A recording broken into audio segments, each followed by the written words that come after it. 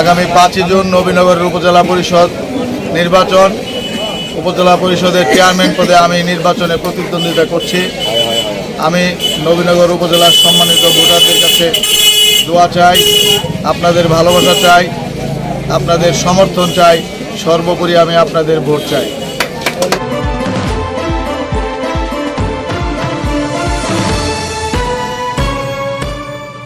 আপনারা দেখছেন নবীনগর নিউজ।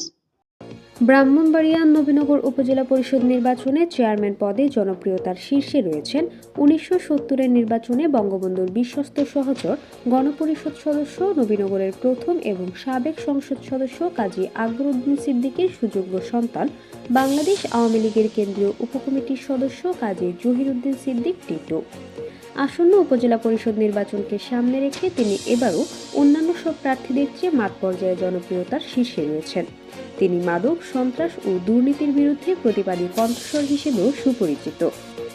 তিনি জনপ্রিয়তার শীর্ষে থেকেও তার বিজয় নিশ্চিত করতে উপজেলা আওয়ামী লীগের সব সহযোগী অঙ্গ সংগঠন ও স্থানীয় ভোটারদের সঙ্গে নিয়ে প্রতিদিনই শুভেচ্ছা বিনিময়, মত বিনিময়, দোয়া ও ভোট চেয়ে ব্যাপক প্রচারণা ও উঠান বৈঠক চালিয়ে যাচ্ছেন। সরেজমিনে ঘুরে দেখা যায়, গত নির্বাচনের মতো এবারও নবীনগর উপজেলার প্রতিটি ভোটারের মুখে মুখে আলোচনায় রয়েছেন তিনি। নির্বাচনকে সামনে রেখে প্রতিদিনই উপজেলার বিভিন্ন এলাকায় মত বিনিময় সভা ও গণসংযোগ করেন তিনি। তারই ধারাবাহিকতায় উপজেলার পূর্বাঞ্চলে গণসংযোগ শেষে তিনি বলেন, আসন্ন 5 জুন নবীনগর উপজেলা পরিষদ নির্বাচনে আমি গতবারের ন্যায় এবারও চেয়ারম্যান প্রার্থী হয়েছি।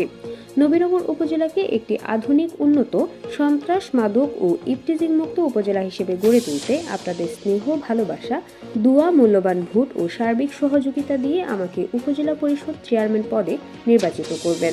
আগামী নির্বাচনে আপনারা যদি আমাকে আবারও ভোট দিয়ে নির্বাচিত করেন, ইনশাআল্লাহ আমি কথা দিচ্ছি, আমার প্রয়াত বাবা 2 বারের সংসদ সদস্য, যিনি ঢাকা শহরে গাড়ি বাড়ির লোভ লালসা ছেড়ে সারা জীবন নবীনগরবাসীর সুখে দুঃখে ছিলেন, আমিও তার সন্তান হিসাবে, আমি আপনাদের সেবক হিসাবে আপনাদের উন্নয়ন সহযোগী হয়ে পাশে থাকব।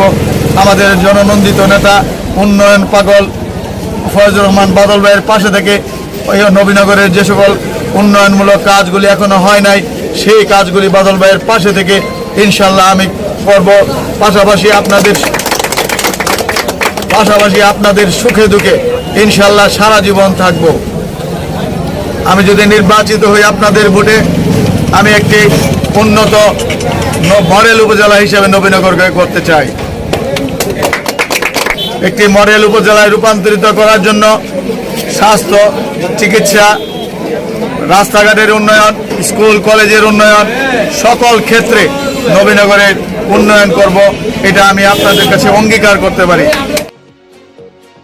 নিজস্ব প্রতিনিধি পাঠানোর তথ্যচিত্রে নবীনগর নিউজ।